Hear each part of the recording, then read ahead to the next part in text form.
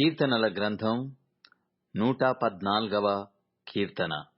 ఐగుప్తులో నుండి ఇశ్రాయేలు, అన్యభాష గల జనులలో నుండి యాకోబు బయలు వెళ్ళినప్పుడు యూదా ఆయనకు పరిశుద్ధ స్థలమాయెను, ఇశ్రాయేలు ఆయనకు రాజ్యమాయెను.